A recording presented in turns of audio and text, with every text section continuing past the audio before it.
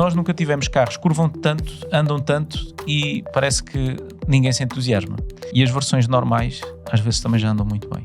Eu acho que é um dos problemas, acho que não é o único problema. Portanto, de um lado temos um carro com 3.000 cavalos, elétrico, do outro temos um carro a combustão.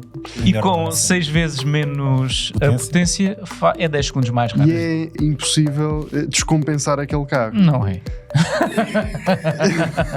Não é. Acho que é só uma questão de mãos. A cadeirinha do meu filho ao lado. Preso ao rollbar. Preso ao rollbar e eu dar-lhe as notas. Toma, filho, é para o colégio. Era giro, era giro.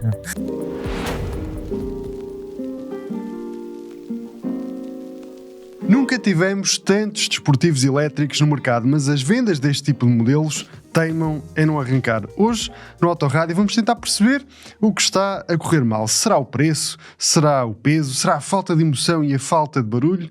Ou será que é um bocadinho disto aqui tudo conjugado? É sobre isto que vamos falar neste episódio do Autorádio, um podcast da Razão Automóvel, que tem o apoio do piscapisca.pt. Guilherme, Fernando, muito bem-vindos. Obrigado. A este Autorádio. Mais um Autorádio, hoje um tema quente ou eletrizante. É mais eletrizante. Parece que não entusiasma tantas pessoas que estão à procura de carro, aparentemente, pelo menos novos, mas vai ser interessante nós nos próximos minutos sondarmos o porquê dos carros oferecerem cada vez mais potência, cada vez acelerações mais avassaladoras, mas depois, quando chega a altura de comprar, as pessoas torcem o nariz. Eu estou entusiasmado porque eu, por norma, todos os pequenos desportivos ou desportivos elétricos que tenho testado, tenho gostado bastante, regra geral, mas a verdade é que as vendas não estão a acompanhar aquilo que eu acho que estes elétricos desportivos têm para oferecer. Na vossa opinião, e começando se calhar talvez por ti, Guilherme, o que é que tu achas que está a faltar para que as vendas sejam um bocadinho mais interessantes, mais assim expressivas. Dizer, mais expressivas?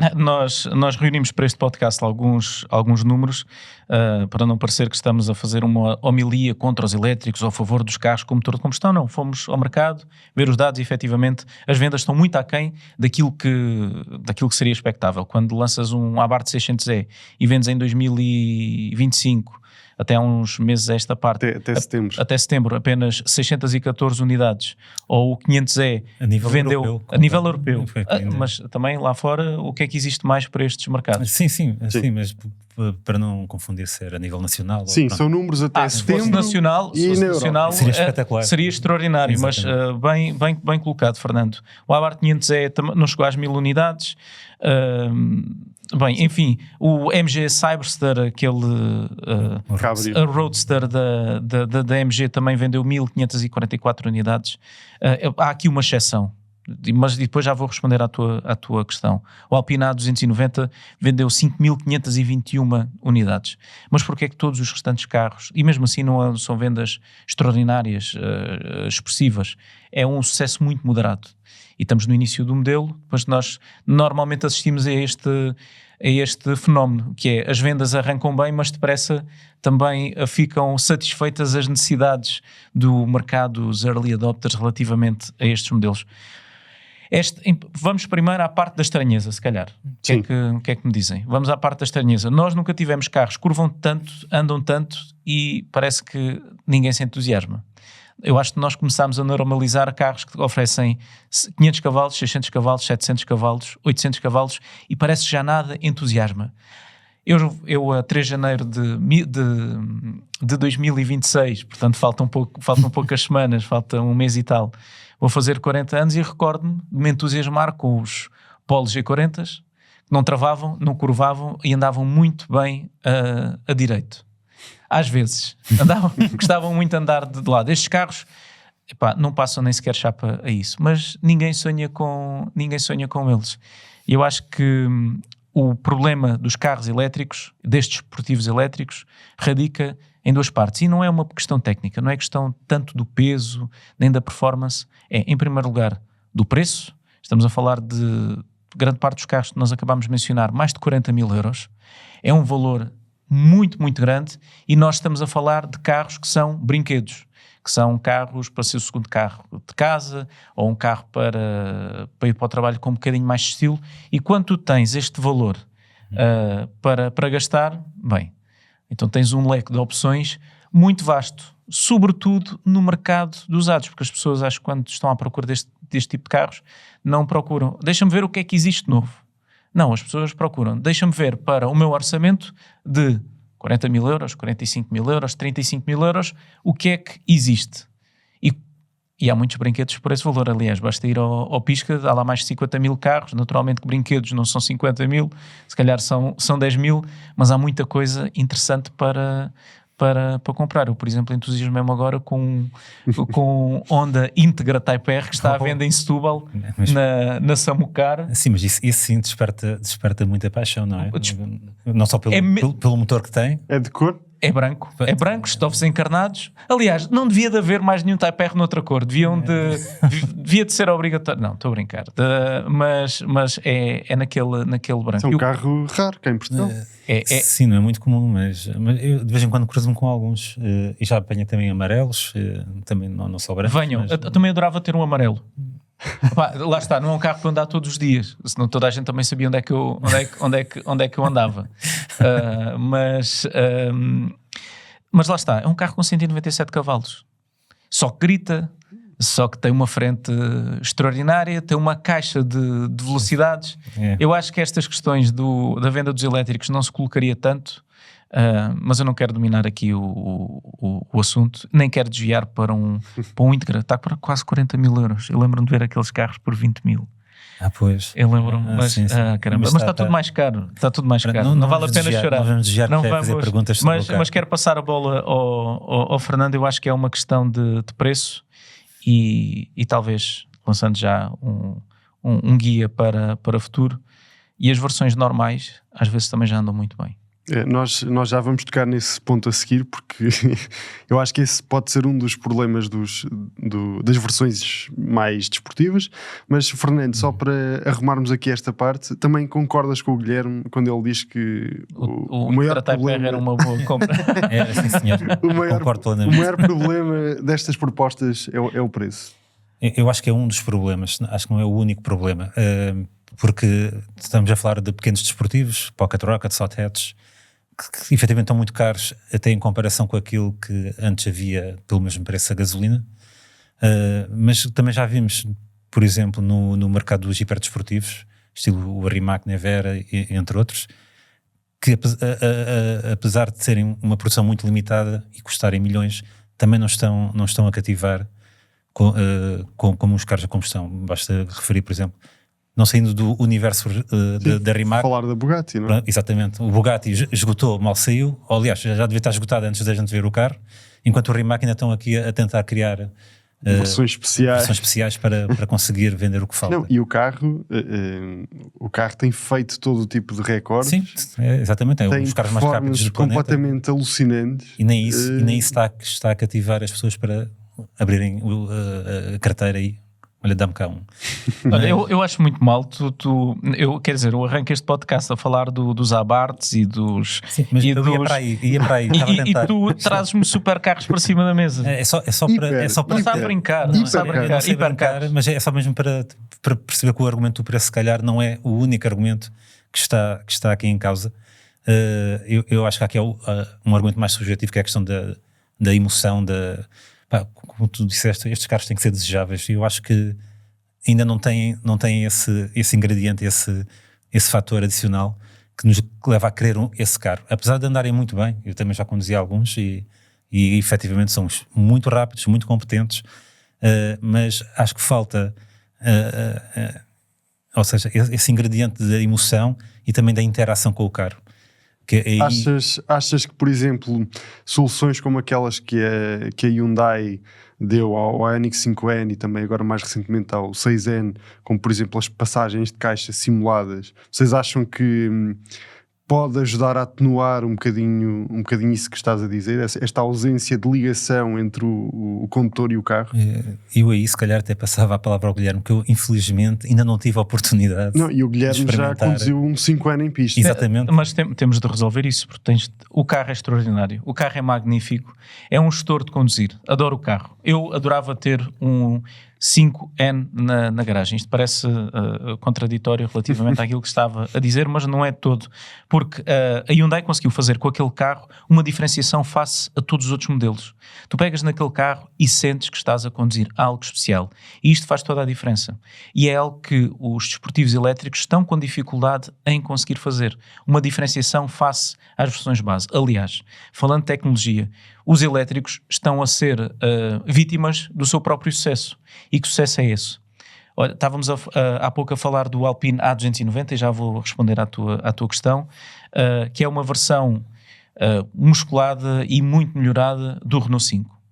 Só que o problema é que o Renault 5, mesmo nas versões mais modestas, tu entras dentro do carro e o carro curva bem, trava bem, acelera bem e tu divertes-te imenso com o carro. Ainda referente a isso ao A290, eu acho que é mais uma questão de expectativas, ou seja, tu no Renault 5 se calhar estás à espera de algo. É possível. No Renault 5 estás à espera de menos. E no Alpine estava à espera de um Renault Sport, ou seja, um herdeiro dos Renault Sport, e acho que é que aí veio se calhar o maior desapontamento do carro, porque parece efetivamente um Renault 5 mais rápido, mais potente, mas falta aquele ingrediente de selvageria que a Renault Sport costumava dar aos seus veículos. Tu consegues até ter esse lado um pouco... Mas o carro é... Eu fiz um circuito com o carro e o carro roda à traseira. Sim. E consegues naturalmente que sentes que tem peso a mais do que aquilo que gostarias. Tem uma travagem espetacular. Não, sim, tem uma travagem. O carro é todo fenomenal. Só que nós andamos assim no cotidiano. Não. A questão é, não andamos. Se formos pessoas moderadas e se tivermos 2 filhos em casa e mesmo não tenhamos filhos, a moderação convida-nos a andar. A verdade é que o Renault 5 já é um carro magnífico. Naturalmente que depois as pessoas dizem assim, não, eu quero isto, mas no máximo. E é legítimo. Eu também posso dizer o mesmo, por exemplo, de um Porsche 911 Carrera T, que é a versão mais modesta, por assim dizer, mas há pessoas que dizem assim, não, mas eu quero um turbo. Porquê? Por 400 cavalos não chega? Não, é porque posso. E eu acho que sim, eu acho que o mercado deve dar a resposta a isso. Portanto, voltando àquilo que tu me tinhas perguntado, a questão da diferenciação é fundamental. E nós quando compramos um carro, e sobretudo quando compramos um carro elétrico, um carro desportivo, queremos sentir algo diferente.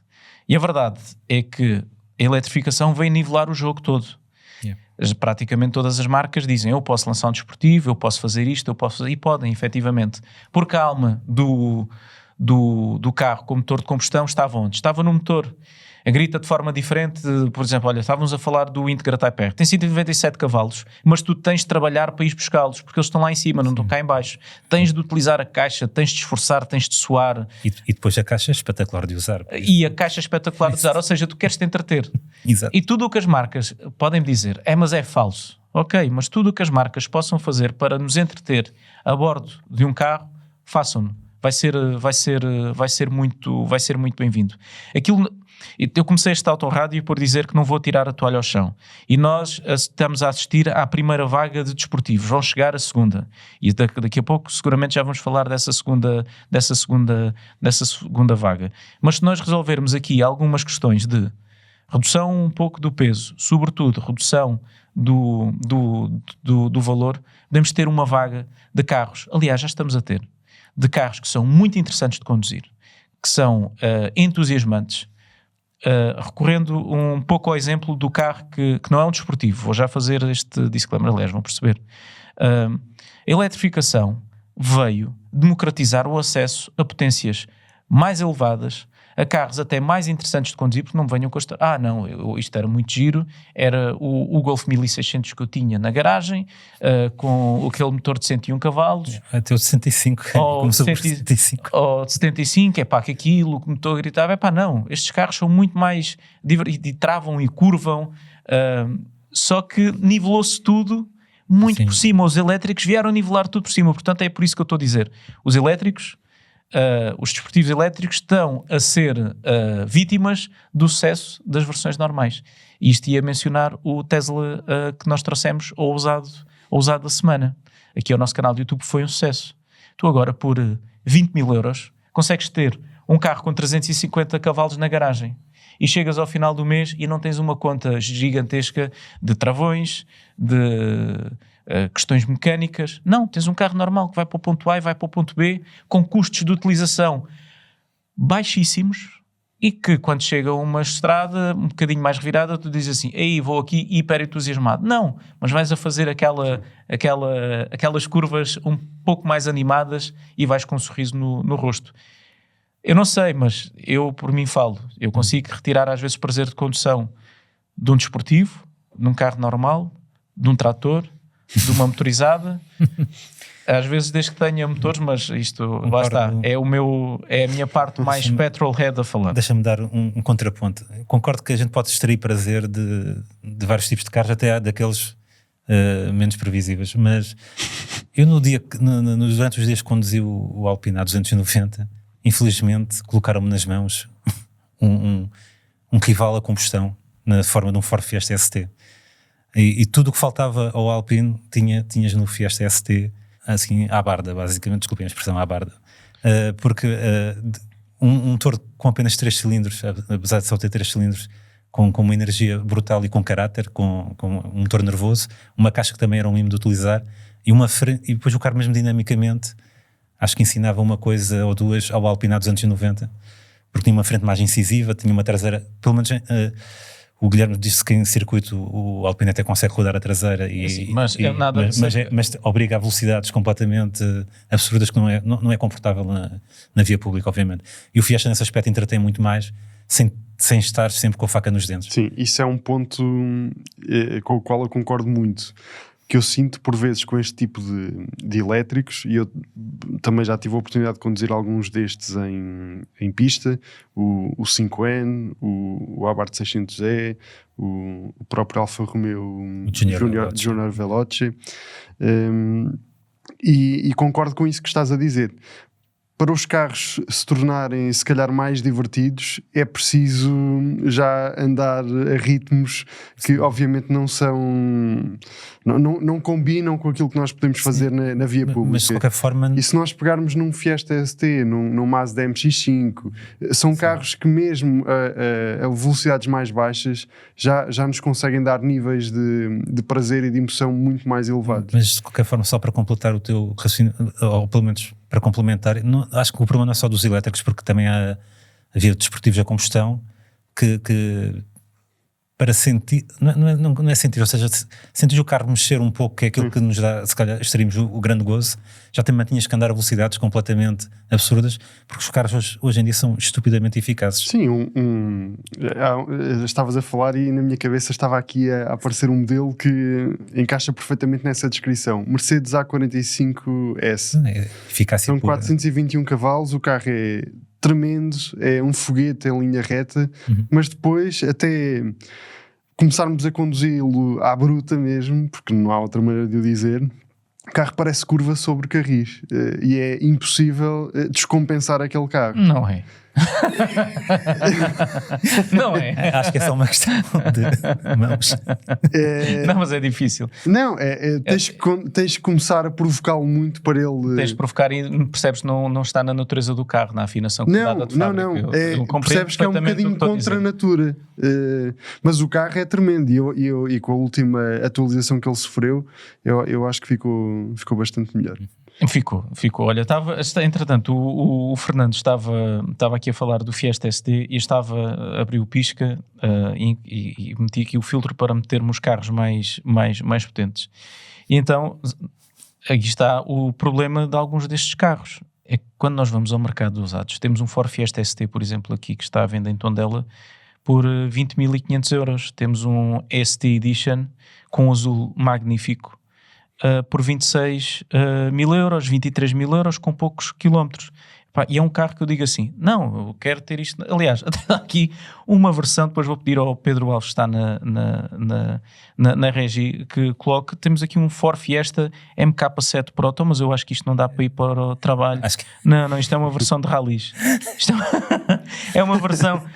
Desculpem quem nos está a ouvir através do Spotify, eu acabei de descobrir um carro de rallies à venda no Pisca. Isto de facto está aqui um bocadinho de tudo. Mas sinceramente, imagine-te com um destes a vir aqui para o escritório do trabalho todos os dias. Não, e a cadeirinha do meu filho ao lado. Preso ao rollbar. Preso ao rollbar e eu dar-lhe as notas. Toma, filho, é para o colégio. Era giro. Eu imitei bem o motor. Não, nem por isso. Não, imitaste muito bem. Imitei. Agora imita lá o motor do Abarth 600E, Guilherme. Com coluna ou sem coluna? Sem coluna. Foi um dos reels mais vistos do nosso Instagram. O 500E. Foi do 500E, exatamente. Do 500E. Que gravámos ainda na Sport Class. Tu chegaste e fizeste rum, e aquilo tinha uma coluna. Mas fomos muito insultados nesse dia. As pessoas não sabem brincar. As pessoas não sabem. Repara, há duas posturas face a isso. É uma pessoa que diz assim, eu tenho duas, ou acho graça, ou tipo, não gosto, é-me indiferente. Exato. Não me crescem as veias ao ouvir aquilo. Não te transformas no Hulk, não é? No Hulk, isto é a pior coisa do mundo. Não, rio-me. No máximo posso achar piada aquilo. Olha para isto, a tentar ser um carro com motor de combustão. Mas olha, estávamos a falar do meu filho. Aliás, também tens um miúdo em casa. Será que eles... Imaginem... Eles daqui a 20 ou 30 anos, será que eles vão também ter esta história de estes carros faziam barulho e tudo mais? Eu acho que também há aqui essa questão geracional, acho que também é importante. No nosso caso, eu diria que sim, porque é impossível nós termos miúdos em casa que não sejam impactados com automóveis, não é? Numa base diária. Yeah. Portanto, no caso deles, eu diria que sim, que muito dificilmente eles não vão gostar de automóveis. Agora, as gerações futuras se calhar vão ser um bocadinho mais indiferentes aos automóveis do que nós fomos. Exato. Aliás, tenho a certeza que vão ser. E porque nós tínhamos carros acessíveis, que é uma coisa que estas gerações agora não têm. Nós conseguíamos almejar ou conseguimos perspectivar ter um carro desejável na garagem. Estas gerações desejam ter garagem, não é? Às vezes nem chega ao automóvel. Sim, e parte do problema surge aqui. Depois democratizou-se um bocadinho também. Todos os carros são... A verdade é esta. E não é hipocrisia, nem estou a olhar para isto de forma demasiado otimista. Peguem qualquer carro recente e todos os carros curvam bem, travam bem. Uns travam naturalmente melhor do que outros, mas nós conseguimos dizer, isto faz sentido. Havia carros, quando eu comecei a conduzir, quando eu tirei a carta, os carros eram arcaicos, caramba. Eu tirei a carta num Opel Corsa B 1.5, não, o meu já era 1.7. Eu tirei num 1.5 com um Corsa B. Aquilo era... Eu tirei num Ibiza 1.9 TDI. Parecia uma cubota. Aquilo ia até ao fim do mundo. Mas... E de qualquer forma os carros evoluíram de tal forma, por exemplo, os primeiros carros que eu conduzi não tinham propriamente travões, eram abrandadores. Aquilo tinhas que ter muito cuidado a conduzir, porque às vezes quando precisavas dos travões, não a minha mãe tinha um cadete que tinha de injetar para ter travagem. Hoje era impensável nós colocarmos a nossa mulher ou pensar ir para o trabalho num carro que tinha de injetar os travões para ter potência, abrir o ar. Felizmente, eu olho, apesar disto tudo, e nós sei que estamos a viver tempos um pouco mais difíceis, mais complexos, e parece que as coisas sucedem umas atrás das outras. Mas eu olho para o futuro e olho com esperança, olho com bastante esperança. E os carros, se nós retirarmos da equação também algum ruído saudosista que existe, há muita coisa boa a acontecer. Agora também não podemos nos deixar anular apenas o ruído do saudosismo e deixar-nos também ir pelo canto das sereias daqueles que acham que o futuro se vai fazer sem automóveis e com cidades apenas com naves espaciais quase e tudo mais. A verdade é que nós tivemos 90 anos para colocar o transporte público a funcionar e a ser uma alternativa, e grande parte das pessoas que nos estão a ouvir, para não dizer todas as pessoas que nos estão a ouvir, numa parte da sua vida ou em grande parte da sua vida têm de utilizar o automóvel para ir do ponto A ao ponto B, e provavelmente estão a ouvir até este autorádio eventualmente ou num autocarro ou num comboio e vêm os constrangimentos que é para entrar, por exemplo, na cidade de Lisboa. Sim. Se não fosse o automóvel, tirem o automóvel da equação, ia ser o caos, porque as cidades estão mal projetadas. É mesmo um sistema de transportes públicos, porque tu tens muita gente a morar na periferia e queres movimentar esta massa Mas nós toda para o estávamos a centro. falar de elétricos. Exatamente. E a operação está toda subdimensionada. Está subdimensionada e não funciona propriamente bem. Mas isso é um outro tópico. É um tópico que nós já falámos. Mas vamos trazer esse tema da mobilidade urbana brevemente. Temos que trazer porque a verdade é que os anos passam, mas os problemas de mobilidade em Portugal, e nomeadamente em Lisboa, na área metropolitana de Lisboa, continuam a ser os mesmos. E é aquilo que tu dizias. E vai para o teu Ribatejo ou para o meu Alentejo. Claro. E os decisores políticos querem retirar os automóveis das cidades, mas é assim, enquanto as alternativas não forem tão boas ou melhores... Mas o Ursula von der Leyen já nos apresentou uma alternativa, que é o Small Affordable Car Initiative, que é nós passarmos a andar todos... Isso com essa voz parece uma coisa séria. Uma coisa séria. Confesso que não tenho grande otimismo em relação ao que vem aí, mas pronto.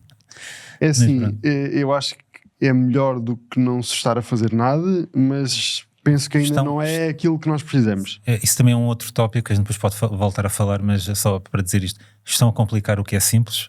Não é preciso inventar categoria nova nenhuma, mas podemos deixar isso para outra. Vamos deixar isso para outro podcast, que eu quero falar de carros elétricos, esportivos. Mas pronto, recuando aqui um bocadinho, eu diria que podemos...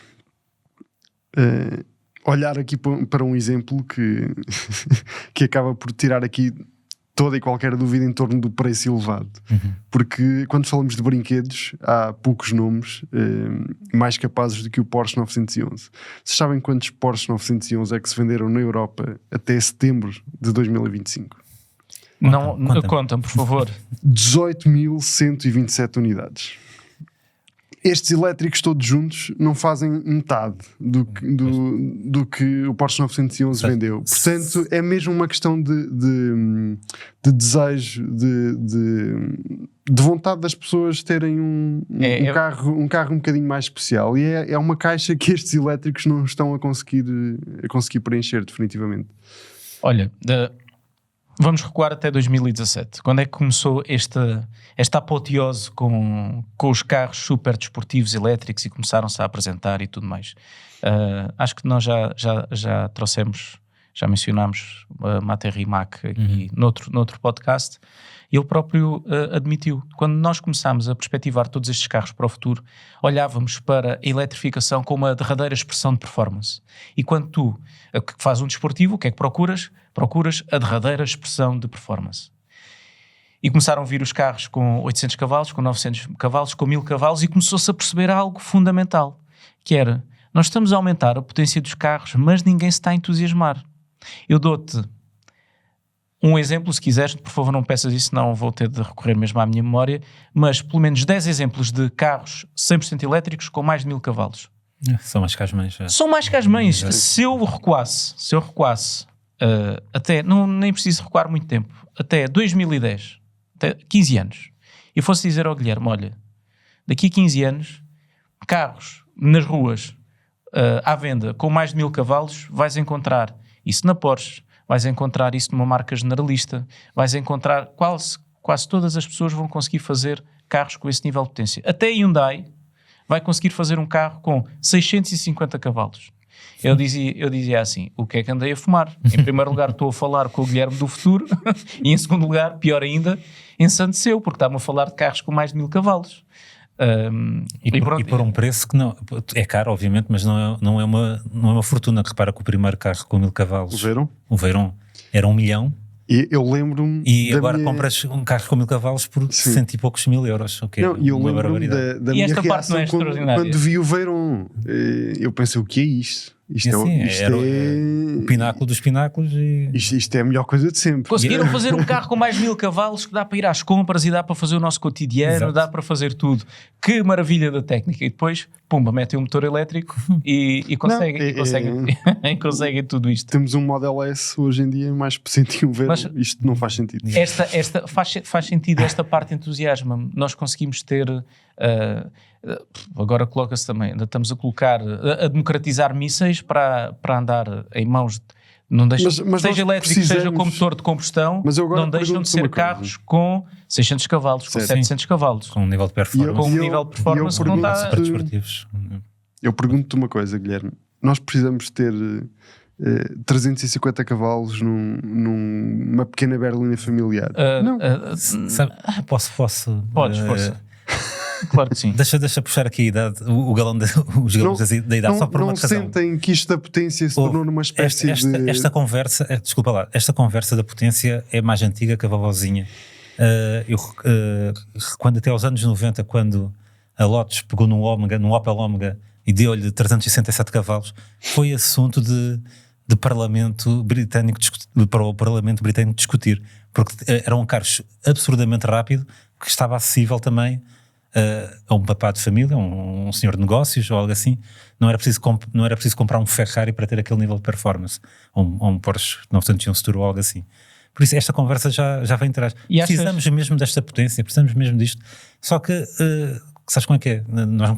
Nós humanos queremos sempre mais, e agora já temos carros com 1500 cavalos, 2000 cavalos.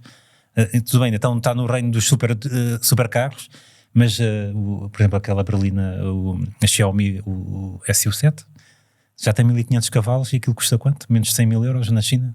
É impressionante. Onde é que isto vai parar? Aliás, agora pergunto, Fernando, achas que nós estamos à beira de voltar a ter essa conversa sobre o que é admissível em termos de potência num automóvel? Eu acho que vamos ter essa conversa, mas a não ser que... o que eu acho é assim, isto pode acontecer várias coisas, ninguém faz nada e pronto, e as pessoas continuam a comprar os carros como se não acontecesse nada, ou então vamos ver os governos a intervir e a limitar, até a criar limitações para aceder a este tipo de carros. Por exemplo, na Austrália, tu para conduzir um supercarro, acho que primeiro tens de tirar uma licença especial ou algo assim, ou seja, carros muito potentes. E no Japão os carros também têm uma limitação de potência, só desbloqueia nos circuitos, salvo erro. Isso é na questão da velocidade máxima, acho que a nível de potência isso já desapareceu, mas isso era um acordo de cavalheiros, eram os 280 cavalos que estavam todos os carros japoneses limitados e os 180 km/h de velocidade máxima. A Volvo não foi a primeira a pensar nisto, o governo japonês já o tinha feito nos anos 80. Mas esse acordo de cavalheiros, pelo menos relativamente à potência, já foi embora. Já não existe. Engraçado que os japoneses também fizeram um acordo de cavalheiros relativamente às motas. Nós estávamos em 1999, quando foi lançada a Suzuki GSX-R 1300 Hayabusa. Foi a primeira moto a superar os 300 km por hora. Fazia 303 km por hora de velocidade máxima com espelhos, sem espelhos fazia 313 km por hora. Portanto, estão a ver o arrasto aerodinâmico que os espelhos, que foram desenhados para ser o mais aerodinâmico possíveis, faziam. E foi a primeira, começou uma corrida ali nos anos 90 até aos 300 km por hora. E agora estou a falar de motas e me está a falar de desportivos elétricos, mas vou já terminar. Foi uma corrida que aconteceu. A Honda também deu acho que o primeiro passo com a Honda CBR 1000XX Hyper Blackbird, mas não chegava lá, era 290 e tal. Depois a Kawasaki também lançou a ZZR 1100, também não chegava lá. Quando alguém chegou, disseram: pá, malta, isto é rápido demais, temos de fazer um acordo de cavalheiros e temos de limitar as motas a 300 km por hora. O que é que sucedeu? Havia motas que efetivamente o ponteiro chegava aos 300 km por hora, continuava, mas não marcava mais. Se vamos ver isto também nos carros, não sei, mas estes acordos de cavalheiros são interessantes. Olha, não vamos tão longe, na Alemanha.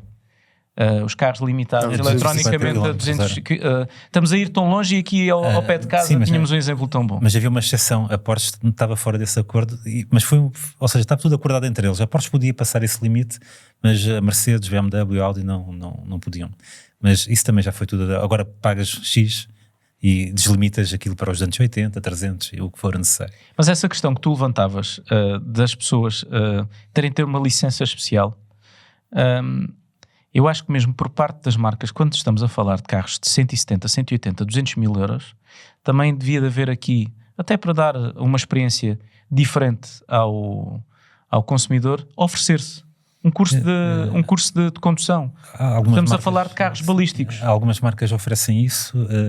A própria Xiaomi acho que também queria oferecer essa opção. Tem um curso online. Ora, o meu carro dá 300, deixa-me lá ver o vídeo e vais a ver o vídeo e a controlar o carro. Mas a Porsche também tem isso. Pronto, os construtores de desportivos, super desportivos, por norma, até têm essas opções para os seus clientes aprenderem a controlar os seus carros. Agora, na era dos desportivos elétricos, que a potência é ao desbarato, basicamente. Olha, um exemplo extraordinário, este tenho em parte na garagem, porque tenho a versão, o meu carro, o X30, tem 272 cavalos. Epá, eu divirto-me. E tração traseira. Eu divirto-me à brava com aquilo, e aquilo está longe de ser um desportivo, até porque é um Volvo, e o Volvo é racionalidade, é segurança e é ponderação. Mas tem o elemento humano Guilherme Costa ao volante, e o carro é muito divertido, até porque como não tem uma suspensão muito talhada para fazer as maiores forças Gs, permite descompensar um pouco mais o carro, e aquilo torna-se interessante. Eles acharam que era normal fazer uma versão com 428 cavalos de um carro que tem as dimensões de um Renault Clio, mas mais elevado. Resultado, é com facilidade dás uma tareia, um Lamborghini ou um carro qualquer, nos semáforos aquilo faz 3,7 segundos de 0 a 100. Se faz sentido? Não. Se eu gostava de ter um, muito. mas aí é que está, eles estão é a única já uma vez tinha visto um comentário curiosamente um designer, mas que ele dizia que a única forma destes carros elétricos serem atrativos é precisamente por este fator da performance. Toma lá meio milhar de cavalos, toma lá uma aceleração que deixas os Ferraris e os Lamborghinis a ver navios nos semáforos. Sim, e somos todos felizes. Mesmo assim, as vendas não estão a descolar. Por isso, é claramente uma... Agora fazendo aqui o retorno. Como eu estava a tentar dizer há pouco, é mais uma manobra de marketing do que qualquer outra coisa. Se os carros não se conseguem diferenciar por outras questões, então que venha a potência, que venham as acelerações dos 0 aos 100 km por hora, que venha tudo isso. Mas eu diria que é impossível nós falarmos de desportivos elétricos sem fazermos uma viagem até ao Nürburgring para olhar para o Yangwang U9 Extreme, carro chinês com 3.000 cavalos, coisa pouca. Que se tornou o elétrico mais rápido sempre. E são 3.000 porque eles não quiseram meter 4.000, provavelmente. Provavelmente sim. Tornou-se o elétrico mais rápido sempre no Inferno Verde, com uma volta de 6 minutos e 59 segundos, mas curiosamente há um carro chamado do Porsche 911 GT3 RS que tem um bocadinho menos de potência, tem um pouco mais de 500 cavalos, conseguiu ser 10 segundos mais rápido do que este carro. Portanto, de um lado temos um carro com 3.000 cavalos, elétrico, do outro temos um carro a combustão. Temos um Karosh Evolution, como Pedro Silva, temos um Karosh Evolution que chega lá perfeita. E com 6 vezes menos potência é 10 segundos mais rápido. E é incrível, o Fernando chamou-me a atenção para isso, é incrível ver o vídeo em que se percebe a trajetória e a telemetria dos dois carros no mesmo ponto da pista. Sim, é ver os É incrível perceber a diferença nas acelerações à saída das curvas e sobretudo a diferença nos pontos de travagem. E também na velocidade de passagem a curva, onde o 911 consegue ganhar vantagem é travagem, ou seja, consegue travar mais tarde. Trava muito mais tarde, é uma diferença absurda. Mas também a velocidade que ele chega também é inferior ao do... E é um bocadinho mais leve. Um bocadinho. Para 1.000 kg provavelmente, mas depois também consegue curvar mais depressa, coisa que o Yangwang não consegue. Por isso, a física é tramada ao peso aqui. Faz-me lembrar, vocês já viram as corridas do festival Goodwood Revival, em que eles metem minis a competir com isso é lindíssimo. O carros americanos. Com os Ford Galaxy, que são uma banheira gigante, motores V8 e não sei o quê. Então tu vês os Ford Galaxy a fugir dos minis nas retas e os minis chegam às curvas já lhe estão a cheirar os escapes. Aquilo é brutal. O Yang Wang com o versus 911 faz lembrar um pouco isso, ou seja, nas retas da aparência ele chega a dar 350 a hora, o que é notável, diga-se passagem lá no Inferno Verde, mas depois o Porsche está-lhe a cheirar os escapes, entre aspas, não há escapes, mas está-lhe a cheirar a traseira. Está-lhe a cheirar os LEDs. Os LEDs, basicamente, nas travagens, nas curvas, e pronto, falta depois aquele poder de aceleração que, pronto, só são 3.000 cavalos, não é? Por mais pesado. Mas a volta, vista do ponto de vista do on-board, é notável. Eu acho que durante este bocadinho as pessoas que nos estão a ver através do YouTube vão ter a possibilidade, Pedro, espero que estejas a colocar isso. Ele diz que sim. Ele diz que sim. Pronto, ótimo, tanto melhor. Sim. Mas apesar de tudo, e acho que já cobrimos aqui bastantes modelos, e acho que já dá para ter uma ideia geral, aliás, de que independentemente do modelo da marca, estes elétricos esportivos não estão claramente a cumprir as expectativas no que às vendas diz respeito. Mas eu tenho esperança. Mas tu tens esperança e há muitos construtores que também têm esperança. Por isso mesmo é que têm alinhados no calendário vários lançamentos de modelos 100% elétricos, aqui com um perfil um bocadinho mais desportivo. Vou tirar aqui alguns nomes para cima da mesa e depois já vamos falar sobre eles. Volkswagen Polo GTI, não é? Assim que se vai chamar. Exatamente. Aquilo que era conhecido por ID2 até há uns tempos. Exatamente.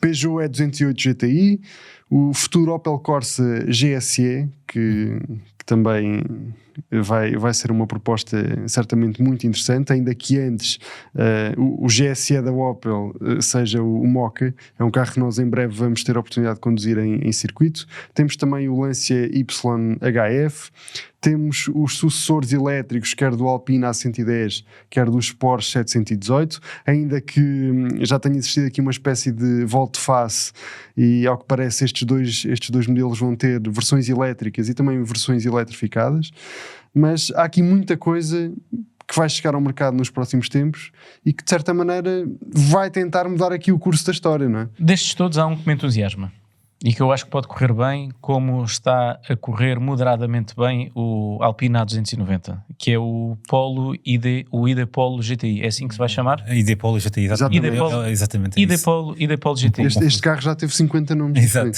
Sim, é difícil. Mas esse é o final. É difícil de acompanhar. Isto porquê? Porque me parece que tem uma parte também muito importante, que é uma estética que acompanha e com um código estilístico que toda a gente reconhece.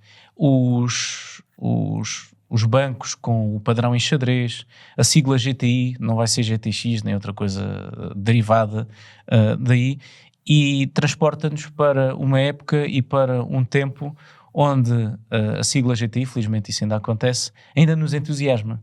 E eu tenho a certeza que a Volkswagen vai fazer, do ponto de vista do comportamento e de outras vantagens que o carro vai ter, um verdadeiro GTI. E um verdadeiro GTI nunca é a derradeira expressão máxima de condução, mas é um carro que faz tudo muito bem e que depois nos é capaz de divertir. E se o ID Polo vai ser tudo aquilo que nós perspectivamos, que é um carro com muito espaço interior, com soluções interessantes, colocares em cima daquilo mais potência, um bom comportamento dinâmico e uma estética gira, eu acho que vai poder vingar. O E208 GTI, honra seja feita à Stellantis. Eles estão a tentar por tudo que isto funcione. Estão a colocar diferenciais mecânicos no eixo dianteiro, estão a chamar marcas como a Sabelt para fazer os bancos, estão a fazer desenvolvimentos diferenciados em termos de suspensão para cada carro. Nós entramos num Abarth 600E e temos de fazer justiça ao carro. Não se sente como um Abarth, como um Fiat 600 convencional. Não, o carro parece um Abarth. O carro curva nas horas, mete a traseira de lado, é entusiasmante. Depois chocamos na questão do preço. E quantas vezes é que eu vou andar com a traseira a querer passar pela dianteira? Depois não sei. E depois olho para o segmento dos usados e vejo que por 40.000 € consigo ir buscar coisas muito interessantes. Sei lá, olha... Um Hyundai 30N, quanto é que custa agora um Hyundai 30N? Está nos 30. Está nos 30. Eu acho que sim. Isso é um grande carro. É um grande carro. O Megane RS. Olha, um dos meus preferidos. Depende da geração, mas... Aquelas não é a terceira geração, salvo erro. A terceira já está nos 25, até menos. O carro é extraordinário. O motor não é grande espingarda, de série. Oferece, há versões que têm 250 cavalos, depois passou para 275, mas epá, tem um motor curtinho, é fiável e tudo mais, mas epá, lá está, esquece a potência. O chassi do carro e as versões que foram vendidas em Portugal, acho que todas elas têm um chassi cup. Epá, o carro é de um entusiasmo, aquela verdade. Eu recordo-me, há carros que me marcaram. E um dos carros que marcou aqui na Razão Automóvel, nós tínhamos iniciado os trabalhos em 2012 e o Megane RS foi dos primeiros carros desportivos que nós conduzimos. O primeiro foi o GT86, com aquele motor asmático de 200 cavalos. Concordo. Mas lá está, mais uma vez, divertidíssimo de conduzir. Eu conduzi o Megane RS e na altura não tinha tanto acesso a carros desportivos e disse assim, bem, aquela história da ligação homem-máquina aqui acontece. É real. É real. Faz sentido, existe. A curva é para a direita e eu estou com o volante virado para a esquerda e estou não só a curvar com a dianteira, mas com a traseira e todo o carro comunicava comigo. Daquilo que falávamos há pouco, por exemplo, do Alpine A290 e das afinações e dos carros às vezes serem um pouco mais letárgicos. Não, foi do A45, desculpa. Sim, do A45. Do AMG A45. Do A45S, sim. Não tem aquela afinação para ir com tudo. Para chegares a um apex da curva e dizer, queria comer ali mais 2 palmos para dentro para fechar um bocadinho mais a trajetória. No A45 tu levantas e baixas o pé e aquilo continua na trajetória sob carris. É isso. No Megane RS, levantas, conduzes com os pedais também. Ação-reação. Ação-reação. E é por isso que os carros entusiasmam. Eu espero que alguns destes carros elétricos que aqui estamos a falar abracem verdadeiramente essa vertente de ação-reação que, por exemplo, o Hyundai Ioniq 5N é capaz de fazer, apesar daquele peso todo. Não, o carro nota-se que foi tirar licenciatura, pós-graduação e doutoramento falhou-me o mestrado, em Nordschleife. O carro curva, comporta-se como um derradeiro desportivo. Sim. Portanto, eu acho que se juntarmos estes ingredientes todos, se baixarem o preço, se não tiverem afinações de chassi tão moderadas e se nos oferecerem um pacote estético, porque nós também queremos olhar para trás e dizer assim, olha ali o meu GTI que eu tenho, que eu trouxe. Não, gostamos de enaltecer o carro, gostamos da gente, gostamos de... Sim. Agora o Pedro deve estar todo contente por aquilo que eu estou a dizer, a assistência do carro, o carro mais baixo. Espera só para abrir o microfone. E o A290 tem isso, eu sinto isso quando olho para o carro. O carro, Mas tens um Renault 5 demasiado bom, demasiado simpático, demasiado amarelo, demasiado verde. Mas o carro podia oferecer 100 km de autonomia e havia pessoas que iam dizer assim, eu faço 40 km por dia, portanto isto dá. Porque é importante as pessoas gostarem do carro, entusiasmarem-se com o carro. Eu acho que... E isso é uma coisa, sem querer fugir aqui muito ao tema, é muito importante isto, termos elétricos que não são só máquinas racionais, são carros desejáveis. Esta parte o Fernando pode falar. O Renault 5 tem isso e eu acho que o novo Twingo também tem muito isso. É isso, mas a gente fala que a compra tem que ser racional, mas a gente sabe que a compra de carros raramente é racional. Há sempre uma questão emocional à volta da Quando trazemos os desportivos para cima da mesa, sim, completamente. Mas mesmo em carros normais, porque é que... se calhar não vão concordar comigo, mas um dos grandes argumentos, aliás, um dos grandes fatores de sucesso dos SUV é por serem carros mais emocionais que os carros convencionais. As pessoas sentem... Vou trazer para aqui a minha experiência como motorista da Uber há muitos anos já. Que eu conduzia vários carros quando era motorista da Uber e conduzia uma Seat Leon carrinha e chegava a conduzir um Nissan Qashqai, na altura a segunda geração. Só recebia comentários sobre o carro quando levava o Nissan Qashqai, porque as pessoas ficavam maravilhadas com o carro, e era um Nissan Qashqai, não era propriamente ou seja, não era um carro desportivo, não era um carro premium, não era nada. Se apanhasse um motorista do Uber que fosse desportivo, eu recebia comentários, mas não era. Sim, mas exatamente. Mas... Como é que transportavas as pessoas? Olhem para esta velocidade de passagem em curva. Não, mas as pessoas ficavam e por exemplo traziam um teto panorâmico, as pessoas ficavam encantadas com o carro. Uau! Davam elogios ao carro. E isto não acontecia com outros carros, é só com os SUV. Ou seja, há ali uma resposta emocional que a maioria dos carros não tem. Ou seja, por isso eu acho que essa questão da racionalidade é importante, sem dúvida, mas as pessoas vão sempre comprar um pouco com o coração, não é? Encaixando na racionalidade possível, vão sempre comprar com o coração. Epá, não é um frigorífico. Comprar um carro não é como comprar um frigorífico, e mesmo os frigoríficos já não são brancos, até já têm design, tem aquela marca, a Smeg, pedem um balúrdio por um frigorífico e compras design. Eu sinto que vocês não estão a perceber bem aquilo que eu disse. Eu não disse que a compra de um automóvel não devia ser racional, mas querer ter um carro que obedeça a tudo aquilo que nós precisamos não deve ser racional e que ao mesmo tempo eu concordo contigo, e que ao mesmo tempo é um carro é um carro deixa eu falar é um carro poupado. Eu não vejo isto como sendo um problema. Claro que não, bem pelo contrário. Agora, eu adorava que o meu Suzuki Swift fosse mais económico. Obviamente eu estou a falar de um carro para usar numa base diária. Obviamente, se me perguntas qual é o carro que eu gosto de usar ao fim de semana, sábado de manhã ou domingo de manhã, não é garantidamente um carro que tenha essas preocupações de espaço para a família, de consumos baixos, não é nada disso, obviamente. Claro. Eu acho que podemos tentar ter as duas coisas. Eu acho que é possível. Olha, eu concordo contigo, ainda bem que as pessoas ainda se apaixonam por carros, olham para eles com entusiasmo. Acho que não devia de ser de outra maneira. Em Portugal olham ainda mais. Porquê? Porque em Portugal os carros são caríssimos, o nosso poder de compra é mais baixo do que a maioria dos países europeus, portanto sempre compramos um carro. É um esforço que nós fazemos financeiro muito elevado. Sim. Então, se é um esforço financeiro muito elevado que eu estou a fazer, eu quero ter, pelo meu esforço, também alguma gratificação. E essa gratificação vem em eu ter algo na garagem que eu acho bonito, que eu acho mais equipado, que eu acho mais entusiasmante, nem que seja um SUV. E às vezes não tem de ser pelos motivos que nós, petrolheads, aqui nesta mesa estamos. Claro. As pessoas entusiasmam-se pelo facto, olha como eu no trânsito vou mais alto que em todos os outros carros.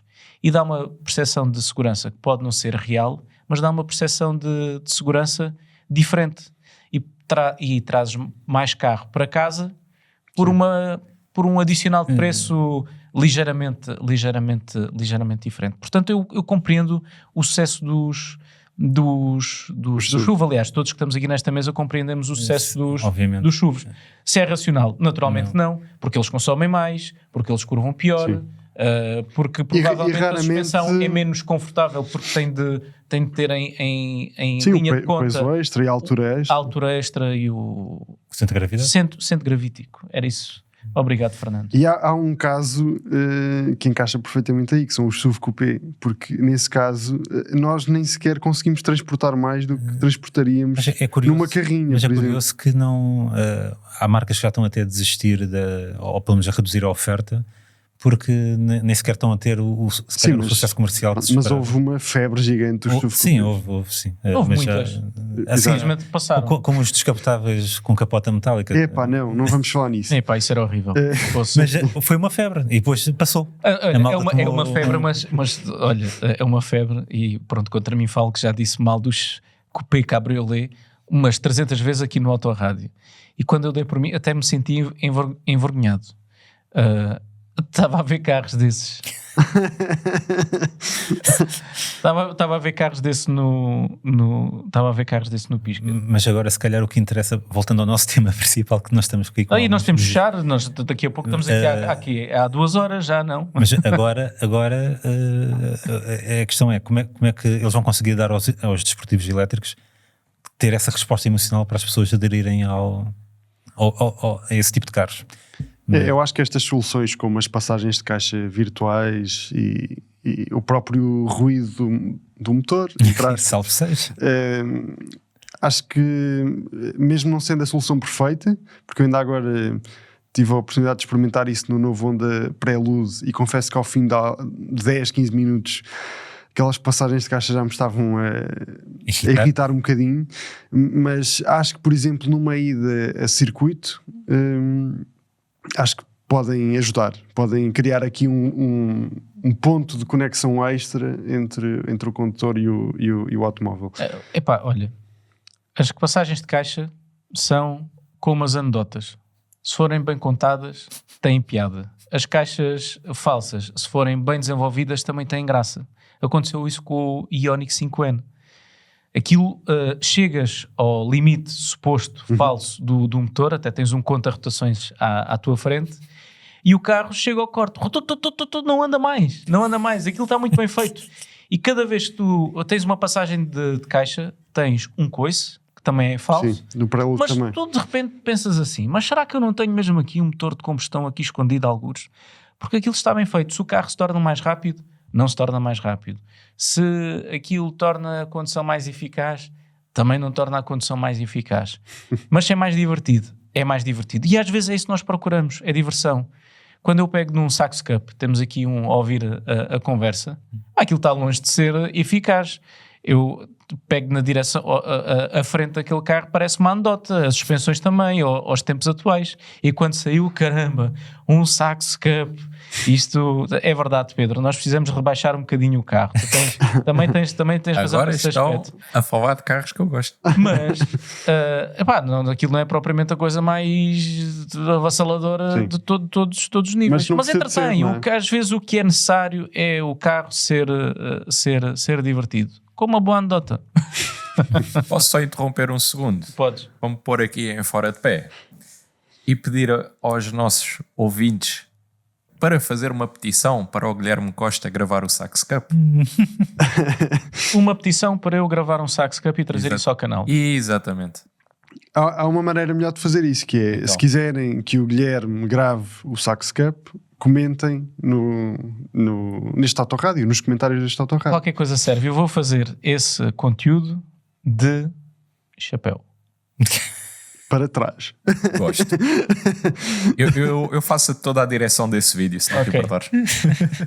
E vou recuar 20 anos. Pronto. Aí, há 20 anos, meu. Aí, com caneco. Pois é. Vais aparecer com uns Sans e com uma East Pack às costas. Também não tanto. Com o Nokia 3310. Também não tanto. Olha, esse vídeo ficava giro eu chegar ao pé do Sax Cup numa DT50. E dizer assim, aquilo que eu desejava mesmo ter era aquilo que eu desejava mesmo ter era um Sax Cup. Bim, bim, bim, bim. Arranja DT50. Está feito. Agora só depende de vocês comentarem e desafiarem para termos um Sax Cup. E uma DT50. E vamos ao autódromo Vasta Gama.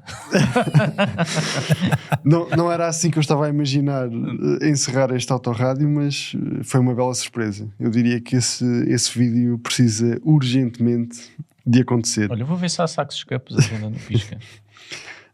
Garantidamente. São mais de 50 mil automóveis para todos os gostos, SUVs, diesel, elétricos, híbridos, carrinhas, encontram lá praticamente tudo, inclusive desportivos, porque vocês estavam há pouco aí a falar destas comparações de preço entre carros novos e usados. Eu fui rapidamente fazer uma pesquisa e descobri que há lá Toyota GR e Yaris por menos de 40 mil euros. Portanto, estes desportivos elétricos vão chegar ao mercado, têm que correr muito.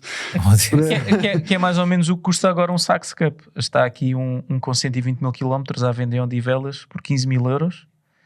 E está aqui, está um bocadinho mais. Mas são dois? Mas são dois? 14.999 euros. Não, a verdade é que são cada vez menos e a nostalgia bate cada vez mais forte. Cada vez menos em estado original. 8.500 euros.